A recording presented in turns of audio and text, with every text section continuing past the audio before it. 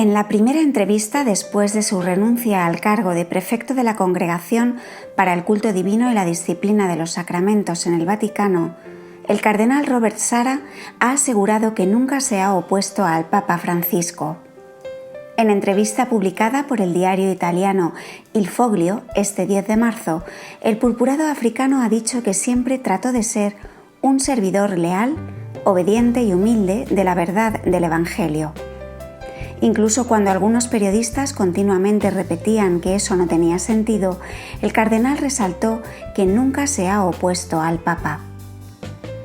El Papa Francisco aceptó la renuncia del cardenal Sarah como prefecto de dicasterio de liturgia en el Vaticano el 20 de febrero. El purpurado, originario de Guinea, la había presentado en junio de 2020, cuando cumplió 75 años, la edad de jubilación para los obispos de acuerdo a las normas eclesiales. Antes de su renuncia, el cardenal Sarah era el obispo africano de mayor rango en el Vaticano, nombrado en noviembre de 2014 por el Papa Francisco para dirigir el dicasterio encargado de la liturgia. En la entrevista, el cardenal recordó que cuando el Papa le dijo que había decidido aceptar su renuncia, inmediatamente respondió que estaba feliz y agradecido por su decisión.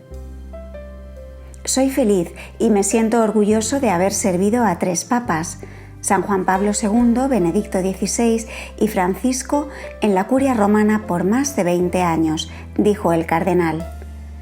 Algunos insinúan, sin razón o sin poder dar una prueba concreta y creíble, que éramos enemigos. No es verdad. Al Papa Francisco le gusta la franqueza. Siempre hemos trabajado juntos con simplicidad, pese a las fantasías de los periodistas, explicó. El cardenal criticó la idea de que su rol al mando de la Congregación para el Culto Divino era un puesto honorario y de poca importancia. Creo que la responsabilidad de la liturgia nos pone en el corazón de la Iglesia, de su razón de ser. La Iglesia no es una mera administración ni una institución humana. La Iglesia misteriosamente prolonga la presencia de Cristo en la tierra, destacó.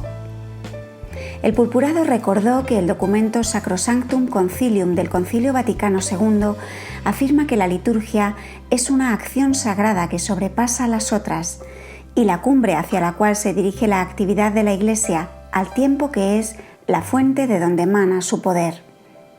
La Iglesia existe para darle a los hombres a Dios y para ofrecer a Dios a los hombres, precisó.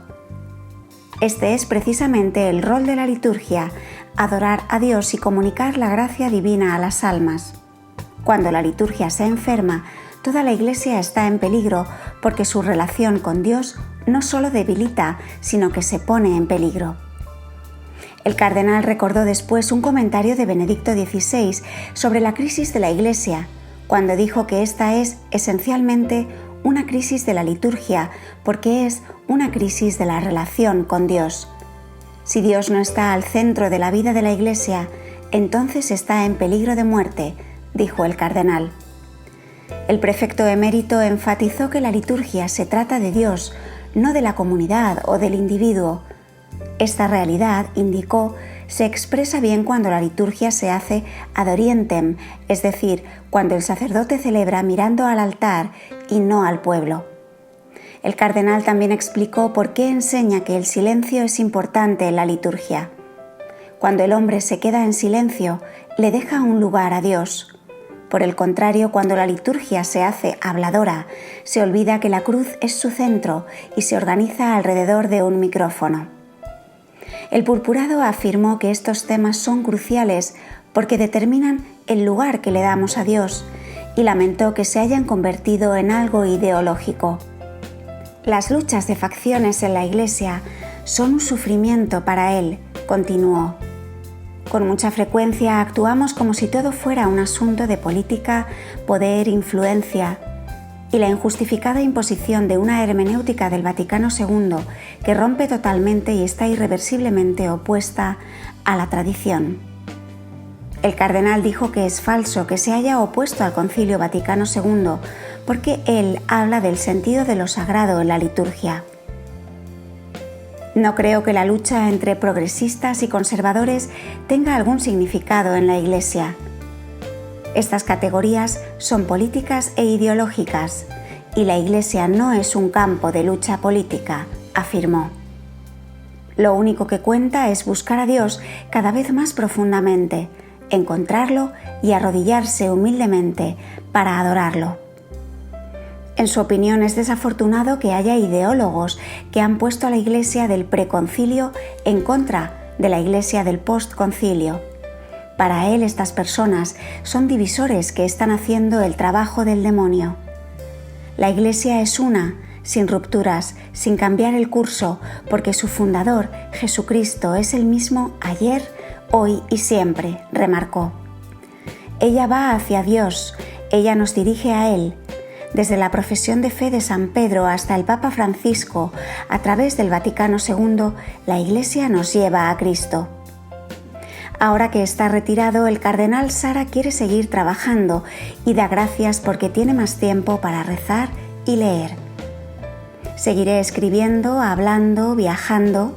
Aquí en Roma sigo recibiendo a sacerdotes y fieles de todo el mundo, comentó. El purpurado seguirá sirviendo como miembro de la Congregación para las Causas de los Santos, donde afirma que ha visto con inmensa alegría cómo la Iglesia bulle en santidad. Ahora más que nunca la Iglesia necesita obispos que hablen claramente, libres y fieles a Jesucristo y a las enseñanzas morales y doctrinales de su Evangelio. Intento continuar esta misión e incluso ampliarla, aseguró.